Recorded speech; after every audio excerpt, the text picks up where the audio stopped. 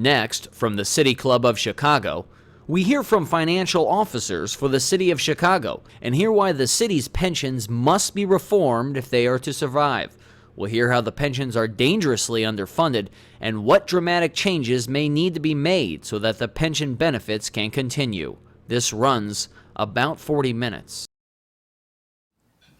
$24 billion of unfunded liabilities. That's the most recent data we have, December 31, 2011. $24 billion. 177,500 people who are counting on city pensions. Property tax hikes of 150% or greater. That's what we're here to talk about today, so if you're not in the right flight, you might want to head out. I don't care what your passion is, whether your passion is educating our kids, whether it's about environmental causes, social justice, healthcare, transportation, infrastructure. Every single issue you care about points back to one topic, and that topic is pensions. Pension funding crowds out our ability as a society to invest in all of those other things, and it crowds out public services, not just in our country, but around the world. It is the issue of our time, and an issue whose time has come. To put the pensions in context of the mayor's agenda, let me start with a little bit of background. The mayor's focus since he took office has really been about three things: strong schools, safe streets, and sound finances. Which is why it's only fitting that on May 16, 2011, we had an inauguration for the mayor, and I found my way to my desk for the first time about 12:31 on that day, and the phone rang, and the question was, Lois, what's the city's position on Senate Bill 512, pension reform? And with that, we launched into a one-year venture into what we should be doing about pensions for the city of Chicago, culminating in our trip on May 8th, where the mayor went down to Springfield to testify to the House Pension Committee about what the Chicago Roadmap is. It was an unprecedented trip for an unprecedented problem. But that roadmap is really based on four truths, and I want to go through what those truths are with you. The first is that this is a topic about retirement security, not just reforming benefits. We know insolvency of the funds is straight ahead. We know that with mathematical accuracy. The investment returns are not going to save the system now that we're starting to invade and draw down the principal to make monthly payments. For example, the Municipal Employees Fund took in $320 million last year and sent out $700 million in benefit payments last year. We know that the Chicago economy cannot sustain huge jumps in our tax position, whether it's property taxes, other taxes, nor can we sustain dramatic cuts in our services. What companies would come and locate here without some level of security and stability about our finances? The Chicago Roadmap is an outline of how we can honor the work of our employees and our retirees while balancing that need against the financial realities of our taxpayers and of our economy. The second truth is that our employees have done nothing wrong. Every single paycheck, 9% of my pay goes out of my paycheck and is deposited into the Municipal Employees Fund, just like every other municipal employee and city employee that we have, in amounts ranging from 8.5% to 9.125% of their paycheck. And if we leave before vesting, we get our own contributions back and nothing more, including interest, nothing more. So our employees have done nothing wrong. We've done what we have asked of them to do. The third truth is that our taxpayers have done nothing wrong. Contrary to popular notion, the city has paid in exactly what state law says we should be paying in. That's what we're allowed to pay, and that is indeed what we as a city have paid in. The taxpayers have not done anything wrong. Which leads me to the final truth, which is that our leaders chose not to lead. As recently as a few weeks ago, I heard people in positions of considerable authority tell me that no one had ever told them about the financial realities of the City of Chicago pension funds. Ladies and gentlemen, that's a comment we cannot sustain ever again. We all have a responsibility to know what's happening with these pension funds. So let me give you some basic facts about our pension funds. The City of Chicago itself sponsors 4: police, fire, laborers, and municipal employees. That's separate and apart from our park employees, CTA, and Chicago schools, et cetera. For the City 4 funds, our liability, as of December 31, 2011, is $17.3 billion. That's about 6 times our annual corporate fund budget. Our funded status is worse than the states. Of the 4 city funds, our funded status is now at 38%.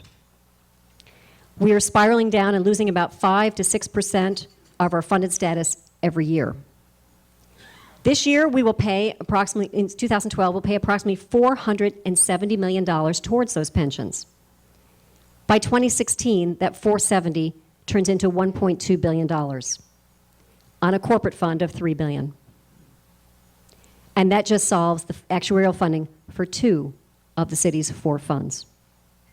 If we were fully to fund our annually required contributions, the bill would be closer to $1.7 billion a year on a corporate fund budget of $3 billion. That's about the size of the entire police department budget. Or $1.7 billion is more than we spend for public health, public housing, streets and sanitation, recycling, senior services, and just about everything else in government combined. On top of that, we have a $6.6 billion unfunded liability for Chicago teachers, with a 2014 cliff for when they need to begin paying that off. With that as a backdrop, the mayor went down to Springfield to outline a roadmap to really get on top of the situation, and I thank you all for giving us the time to share it with you today. The first is that we need to protect our taxpayers to ensure that we can provide essential services that this economy depends upon. So the first change that we are proposing is in COLA, the cost of living allowance.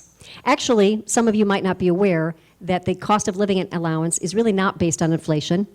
For our municipal and labor employees, it's a guaranteed 3% per year increase called the automatic adjustment. That 3% is actually growing 30% faster than our inflation rate, which has been very low. And it strikes me as somewhat unfair to be awarding our retirees a pay raise when we can't afford to do that for all of our employees. Our proposal is that we hit the pause button on the COLA, on the automatic annual adjustment, put the pause button for 10 years to give us time to catch up and figure out where we go from there. The second component of our roadmap is to focus on the employee contributions. I said that we pay between 8.5% and 9.125% of our paychecks every year. Unfortunately, the cost of those benefits is probably closer to 50, 60, 70% of our payroll. We can't put all of that on the employer and all of that on the taxpayer. So we have called for a 1% increase per year for 5 years, so that somebody 9% this year would go to 10% next year, 11% the year after, et cetera. That is the best way we know to honor the work and provide reasonable, sustainable retirement for our employees. The third element of our roadmap is retirement age. Life expectancy has grown by 20 years since Social Security was adopted. When Social Security went into effect, the average age of death was 65. Guess what? Now we're closer to 83, 84, 85 years of age. And what that means is that we put tremendous financial pressures onto the pension systems that we've created that we can no longer fund as a society. Our proposal for third element of our proposal is to raise the retirement age by 5 years, in better alignment with life plans and the private sector. And the fourth element of our roadmap to retirement security is choice. Today, I mentioned that if I could leave before vesting, I get to take my own contributions back without interest, and that's it. And imagine that in the private sector. If I were to leave a private sector employer before vesting, I can roll my 401k into an IRA or into another 401k program. Choice gives we city leaders the ability to attract the best talent and to provide greater portability and flexibility for our employees. Let me just spend a second on how the heck did we get here? And I think the answer that people like to say is that the employer didn't fund what it was supposed to. I think I've already dispelled that notion. We funded everything that the state law requires that we fund. The vast majority of what got us here is investment returns that did not pan out as planned. In the dot-com meltdown in the early 2000s, we lost a huge amount of our principal as pension funds. And our hope, and it was a hope, was that the investment returns would begin to recover. Well, just when they did begin to recover in 2007 and 8, we had the housing crisis, and the value of the funds went down even further. Now we're down to funded levels that even if we were able to achieve an 8% return, it's unclear how we would get back to financial solvency. And before I sit down and let the other speakers say, I want to add 2 things. One, we're all in this together. This is not about the employer versus the employees. It's not about labor versus management, taxpayers versus anyone. We're in this together. Our economy is really the driver for all of us, and we have to figure this out together. That's why the first action the mayor did on retirement security was launch a retirement security website to actually share the information and specifically to invite ideas. We've gotten hundreds of people responding to us with ideas with what we should be doing, and I encourage you to provide us ideas as well. There's not one idea that has come to us that we've not tracked down and tried to figure out whether it could indeed help our situation. And we really have to do it together. Thank you.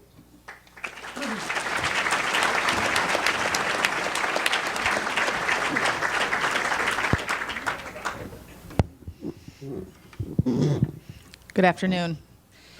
Thanks for having me here, and thank you for opening up the forum, and thank you for everyone coming and listening to this topic over lunch. As Lois said, we are all in it together, and insofar as you care about all the other services that government provides, we need to find a solution for that.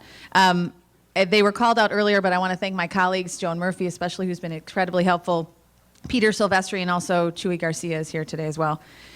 So I'll start out with a couple of things. First, where are we now with the county pension system?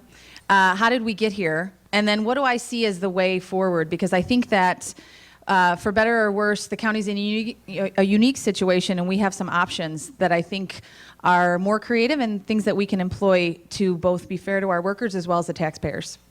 So where are we? The county, first of all, has 22,000 active employees and 15,000 retirees. Our fund, which was 90% funded 10 years ago, is now 57% funded. And that amount has dropped about 3% every year. The question is, how did we get to that point? Well, to Lois's point, it's investment returns, it's the fact that we pay health care out of the fund, and early retirement. So for years, the county has had a contribution for normal cost of the retirement benefit that's 21%. It costs us 21% to provide the pension benefits that we've promised to our employees. The county's never missed a payment. We've never taken a pension holiday, and we consistently make that contribution to this day. However, in the last 10 years, we've seen an incredible shock that we're all aware of in our own market. We've seen an early retirement program in 2003 that was very costly to the fund. And the county, like only the Chicago Teachers Union, pays its retiree medical insurance out of the healthcare fund, which means that every year $46 million gets pulled out of the fund in addition to pension benefits for retiree medical, thus undermining the funded status of the fund. So that's the situation that we're in. We're at a 57% funded, and that number continues to drop, and obviously we need to arrest it. The question is, so we got here with these investment returns, early retirement, and healthcare. So what do we do now? When 2 years ago, I've been on the board for 3 years, and 2 years ago when President Preckwinkle came to the county board, she and I discussed starting a pension committee. I'm the chair of that committee, and she and I have been working together to address this issue. So we did what is the rational thing to do. We hired an actuary. We actually used the actuary from the pension fund. We looked at what are all of the levers that you can move in a pension. There's COLA, there's the retirement age, there's the multiplier. Those are the things that you need to value, and those changes, we need to determine which one of those things should we move forward to do. We valued all of them and determined, like many others have, that the cost of living increase is the largest driver. So we got the evaluations, we determined what they were worth, we put them out on a website. We've received about 4,000 hits to the website and hundreds of responses from citizens and employees. We also went around and met with our employee groups. Lots of the organizations that we have met with, part of the organized labor, groups of employees, rank and file, as well as leadership. So the most important thing to us is to determine this. It's not enough to just hit solvency if you don't do so in a way that's fair to employees, and you don't do so in a way that actually continues to attract an employee base that is able to run the important county services that we have. So when we look at how to go forward, I want to propose something that is slightly different from what we've heard in the past, not just in our city or in our state, but across the country. We're often faced with a scenario that says we either need to raise taxes or we need to cut benefits. And I think when we look at this, we have to step back and say, what are all the benefits that we're offering to employees? And how do we look at that collectively to determine what's the best path forward? Right now, the county spends $500 million on benefits for active employees. $300 million of that is health care, and $200 million of that is for retirement. It's our contribution to the pension fund. If we look at going forward in a way that would just require changing just the pension benefits and ignoring health care, the cuts that you would have to make to the pension benefits are quite dramatic.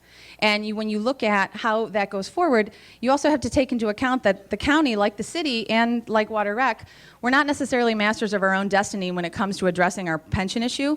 Any changes that we propose that address pension and not health care have to be passed by the General Assembly. And so we have to look at not just what gets us to a solvency number, but what gets us to a solvency number in a way that can be successful in a bill, because we have to live in the world as it exists and not necessarily as the world as we just like it to exist. So we looked at, when you look at just those pension cuts, when we saw the activities in Springfield last year, one of the things that we really took away from that is COLA was something that was on the table, and increasing contributions was something that was on the table. But beyond that, maybe a phased-in increase in retirement age, but changes to the multiplier, final average salary, other things like that are often on the table for cuts in pension or changes to pension as you look across the country, were not something that we saw to be considered. So one of the things that we would like to propose is this. If you look at the benefits that county employees receive, their health care and their retirement are integrally linked in their own minds and in their future wellness and in the future attractiveness of this job. To set them aside and to treat them in isolation seems to be a short-sighted way to go forward. If we come together and look at the $300 million that we're investing in health care, that comes to an average of $14,000 per county employee. And as many of you know who run businesses, that is substantially higher than the average private sector large employer, the average public sector large employer, and certainly the average medium to small size employer that we see in our own region. Our proposal is this. We bring those costs together, we reduce the cost and bring it in line even with the city for health care. That allows us to bring our retirees back into the active pool of insured. And when I have had these conversations with President Prankwinkle, because there will only be one, obviously, county proposal that will go forward, the things that she and I both think are very important are this, that we maintain retiree medical insurance, we maintain the defined benefit nature of the program, and we come up with a benefit that's stable and secure, that's fair to taxpayers and also fair to employees. So if you look at something that combines healthcare, a reduction in active healthcare, you can have a reduction in the COLA that aligns our COLA with IMRF COLA, which is a 3% simple or half of CPI, a 1% increase in employee contributions, and an increase in 5 years in the retirement age, but phased in over 10 years. So that if you're close to retirement, you have time to integrate these changes into your plans. So we looked at that solution as something that takes into account what are the political stakeholders that we need to work with, what's fair to our employees, what's fair to taxpayers, because none of these options have included raising taxes, because we don't think at this moment that that is realistic when we want to consider keeping the county to be a viable business location. And the fourth is the users of county services. Most of us in this room, outside of paying our property taxes, which we'd like to avoid if we could, don't have to necessarily, may not be regular users of county services, but they're vital to the society that we live in. We need to have a public hospital. We need to have a good, strong court system. We need to have a strong public safety system and a sheriff. And we need to have a public health system that is fair and not just based at Stroger, but around the county. And so those are the types of things that cannot be crowded out by pension funding with an eye to what's fair to the employees. So going forward, we keep our eye on 2038, which is the year that the pension fund will go bankrupt if we don't make changes. We keep an eye to getting something passed in Springfield and being realistic about what those options are. And then we always keep, firmly to the face of how do we maintain a strong employee base, a good retirement, and the ability to continue to attract high-value employees. Thank you.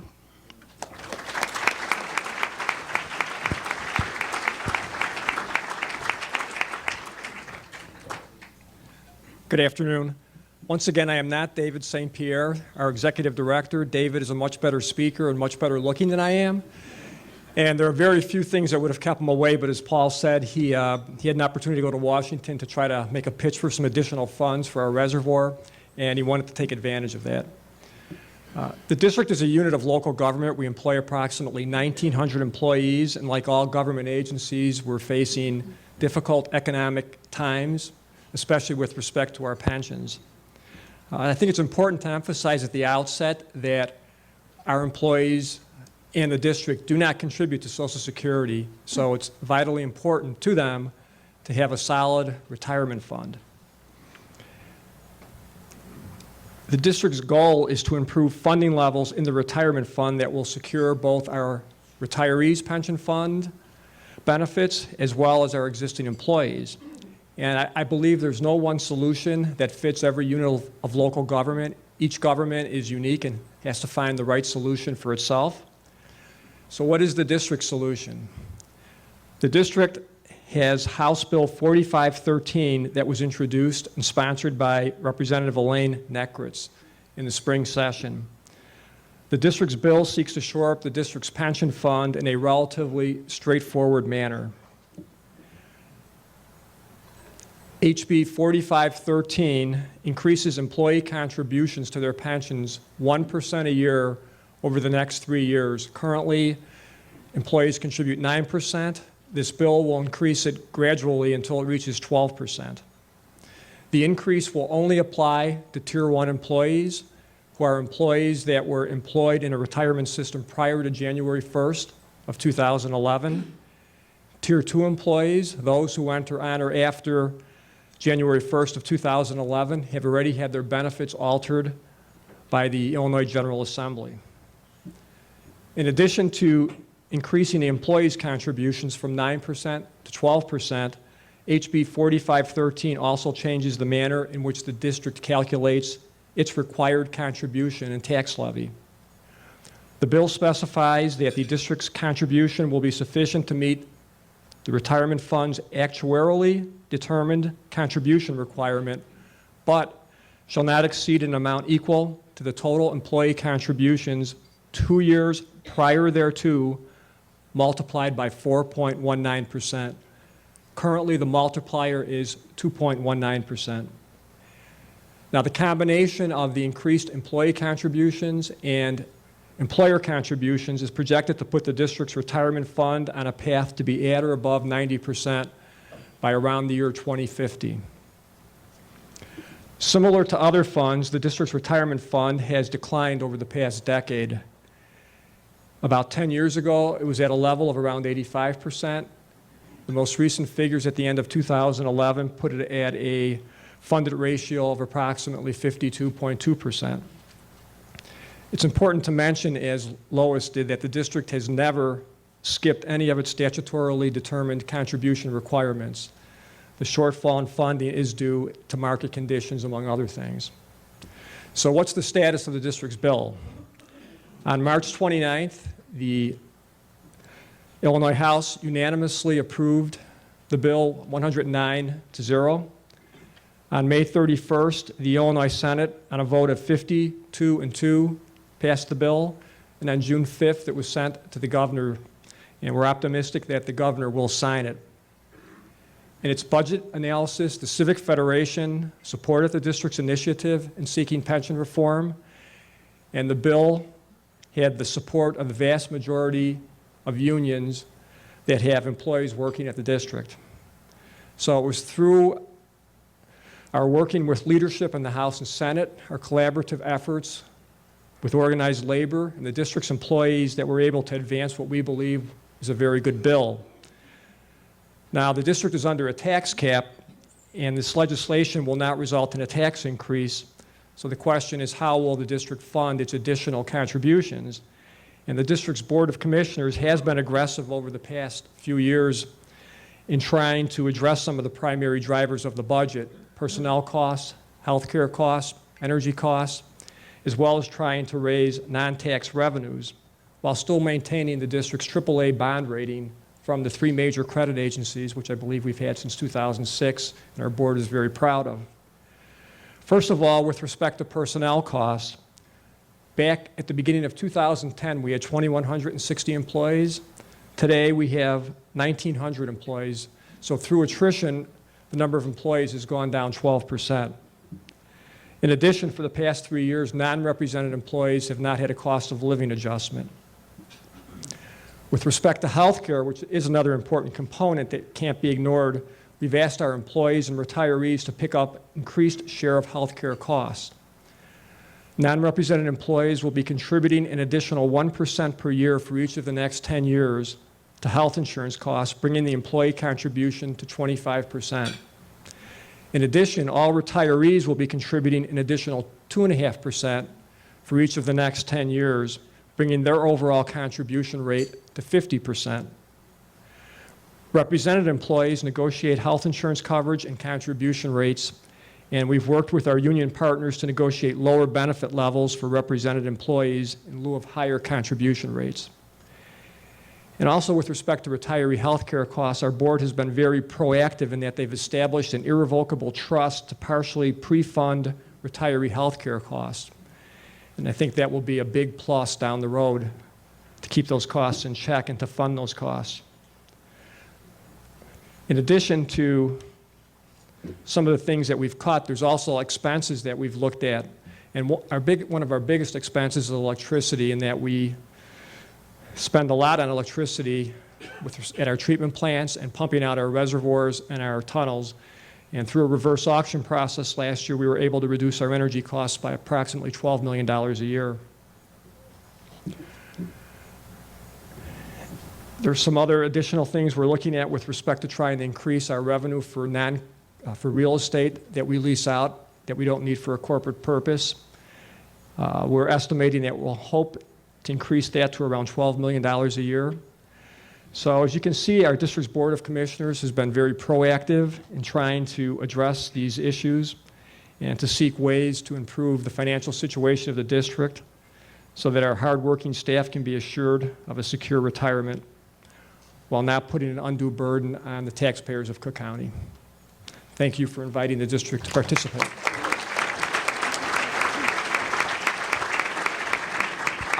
City Club Brenda, where are you, dear? Paging City Club Brenda, paging City Club Brenda. There she is, makes her appearance. If you have a question, Ms. Saxon doesn't need any, City Club Brenda. For the record, just so you know, there will be small vials of hemlock out there for those of you, after hearing this, who think maybe this isn't really worth carrying on. Number two, Ron, is the Water Reclamation District still the fourth largest governmental unit in the state? Or it's near that? It used to be. Who knows? And number three, there was a question asked me, why don't we have the state up here? And of course, the answer is very simple. They're in such good shape, it'd be irrelevant to have them up here. Then we really would have hemlock. Okay, here we go. Bill Morris gave me the first question, but since it reads like the Dead Sea Scrolls, I will try my best to get to it momentarily. First comes from State Senator Kwame Raoul. Where are you, Kwame? Raise your hand. Only because he is my state senator. By the way, where did that other state senator that used to be my state senator, whatever happened to him? I mean, he moved out of the state, I heard. Oh, President Obama. What do you think can be used? This is to everybody? Yeah. Okay. What do you think can be used as consideration to modify pension benefits in order to pass constitutional muster? I'll repeat it. What do you think can be used as consideration to modify pension benefits in order to pass constitutional muster?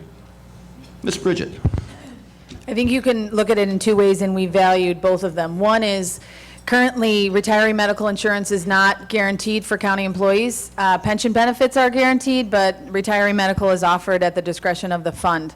So you can offer the idea that if you sign on to the changes, that you have a guarantee of retiree medical, and the way we envision it, it's not just kind of a legal access issue, it's bringing them back into the fund so that retiree medical is actually affordable. Currently, county retirees pay 50% of their premium cost, which is substantial. It's over $7,000 for each one. Secondarily, you can look at emulating what they've done downstate, which is you offer employees that say, you go into this plan, you're getting a guarantee for retiree medical, you're making changes to COLA, increasing contribution and a phased-in retirement age. And if you can either take that plan, if you don't take that plan, you can still receive the 3% COLA and everything going forward, but your salary freezes now. So if you make $75,000 now and you work another 10 years and you retire at 90, your pension benefits are based on $75,000, and you also don't get health care. So it's offered as you have a choice. So people can choose the thing that benefits them the most. I'll just add on to that the state proposed some consideration as the legal basis of its pension reform package. You know, and I think that's one way of looking at it, but I'm not sure it's the only way of looking at change. I think that the ultimate impairment, correct me if I'm wrong, anybody in this room, I think the ultimate impairment is to let 4 pension funds go insolvent and not do anything about it. I mean, how do you look in the eye the retirees and the employees and say that we have pension benefits for you if we know it's heading insolvent? Right now, our solvency test, you can pick up any of the actuarial reports, and it will show that we have almost enough money for the current retires and no money for the people who are working today to retire on. So, so our legal arguments will end up being different than what the state is, and perhaps each of us is unique in how we're going to have to look at it. But I think the ultimate impairment is insolvency. Yeah, that is the $64,000 question, or in this case, maybe the $64 billion question.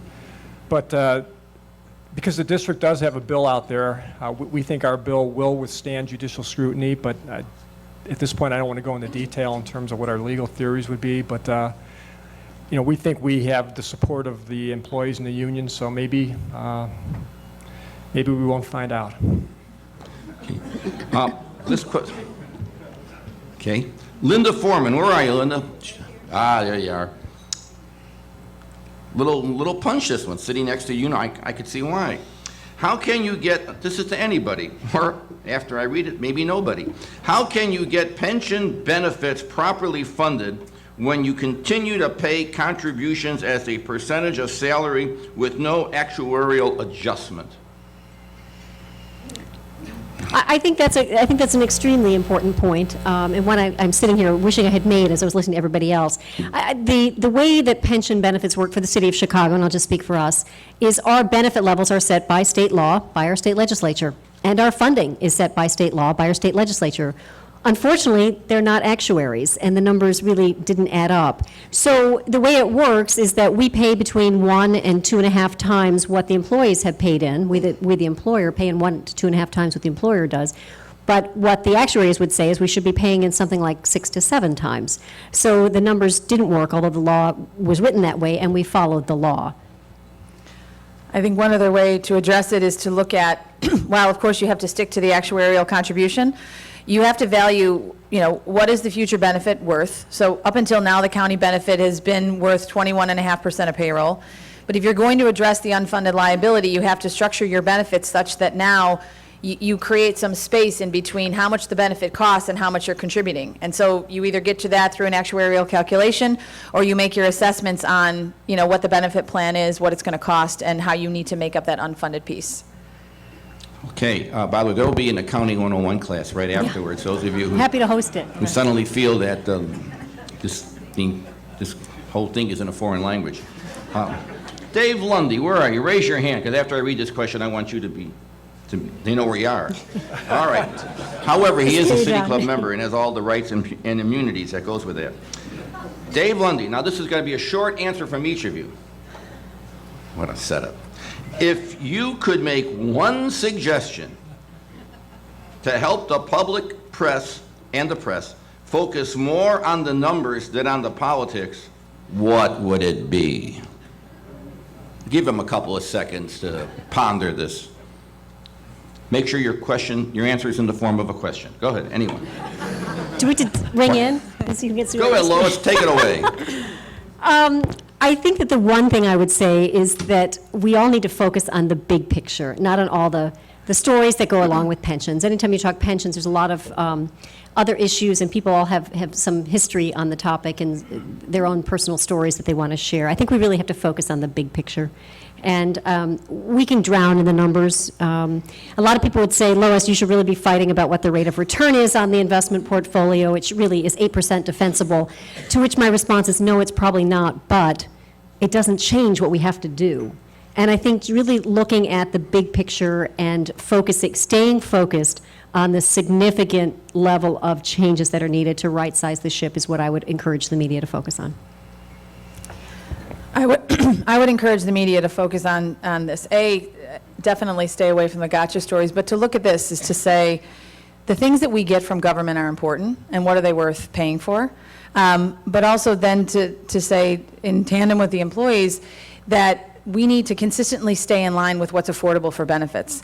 The good news for county employees is that we offer a good salary, a good benefit, and even with these changes, the benefits and the retirement are going to be very competitive. And so I would ask the press to focus on the fact that this isn't just some cliff that we're going to all fall off of, and there isn't really a viable way forward. There's multiple ways forward, and they're going to focus on honoring what the employees do, but also figuring out a way to make it sustainable. And there are clearly several solutions. You've heard 3 of them today. I think sometimes you can get lost in the numbers because everyone knows you can do a lot of different things with numbers, so I would agree with Lois that the big picture needs to be looked at. This is going to be a challenge, even for me. Chester, where are you, Chester? There's no one that has. Are you sitting at the? Oh, sitting with the Italian contingent. Very very diverse. Chester Kropadolowski. Close. Close enough. I got Chester right. Here you go. Your thoughts about retired Your thoughts about retired individuals who receive multiple pensions. Anyone pro?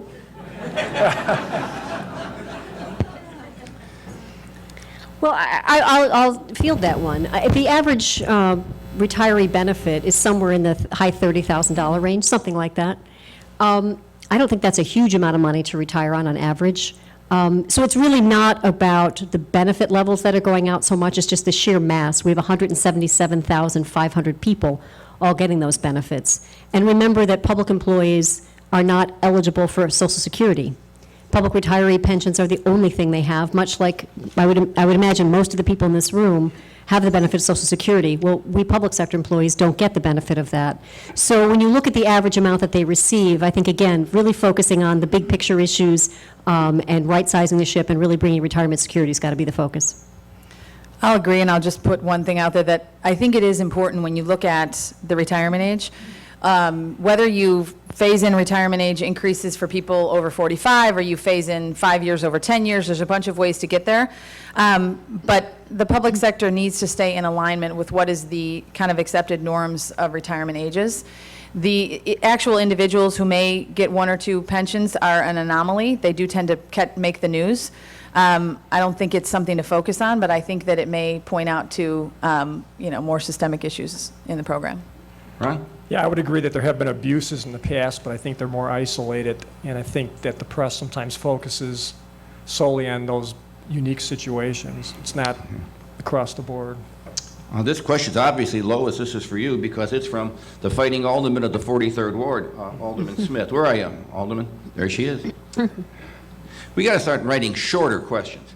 Some of the city's pension funds are admitting that all 4 of them, that they could run out of cash to pay benefits between 10 and 20 years. Is there any scenario, underlined any, in which the status quo could be maintained? If we do nothing, what will happen? Well, if we do nothing, what will happen? Alderman, thank you. I think that was a short question. Last time you and I interacted, it was a 38-page question. So thank you for the brevity there. If she did that here, she'd be barred. If we do nothing, these funds are headed for insolvency.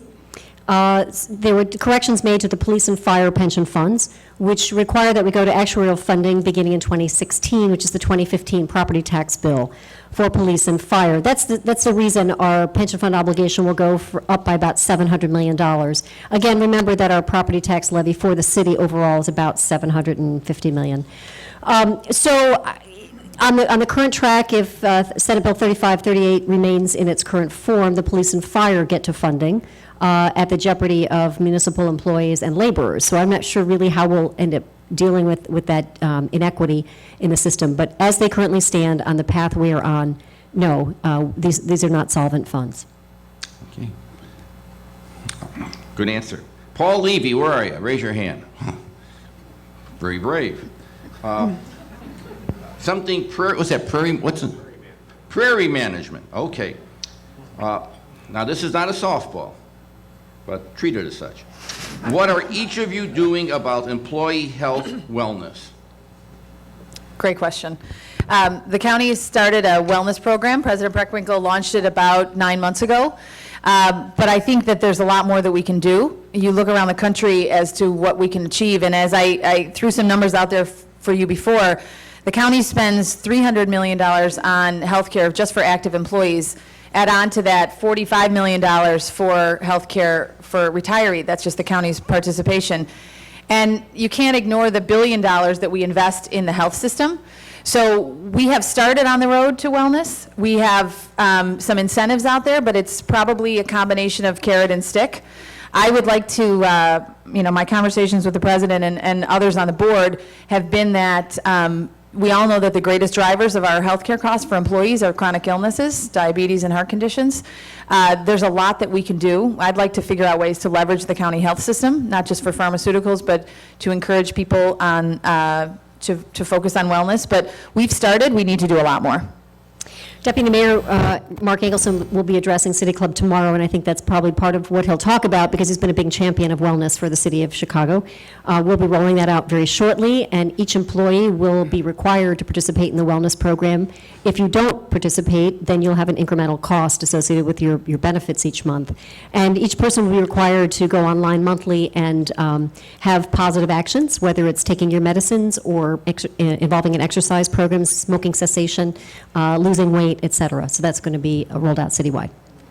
The district has also recently implemented an employee wellness program, and within the last year, we've hired a risk manager to evaluate healthcare and pharmaceutical funding strategies and to try to make recommendations for cost savings. Okay, well, we have 2 questions left, so we'll be out of here. Remember, the City Club, we never go past 1:20, so just remember. However, this question is from Gus Morrow. Gus, raise your hand. There he is. I don't know what the first part of it says. Forget that. He's the father of the Sandwich King. That's, for all you Food Channel junkies, there he is. Give his son a round of applause. He knew a darn thing. All right, here's the question. In tandem, very good, in tandem with increasing the retirement age, this is your answer. Gus is giving you the answer, not a question. This is really an answer. In tandem with increasing the retirement age, allow employees to retire earlier with no pension except health. Then bonus them with higher personnel dollars on a sliding scale. You might want to read that question yourself. As I said, I'm going to take every idea. We're going to study it. So thank you for sharing ideas. I will tell you that the history of early retirement programs, at least at the county and at the city as well, is that they're really, really expensive. Having people leave the system means they collect more and they stop contributing. But having access to health care is obviously extremely important to people. That's why some stay. So I think this is worth looking at as well. You're watching the Illinois Channel, an independent nonprofit corporation formed to provide gavel-to-gavel coverage of Illinois state government and other public affairs events taking place across Illinois.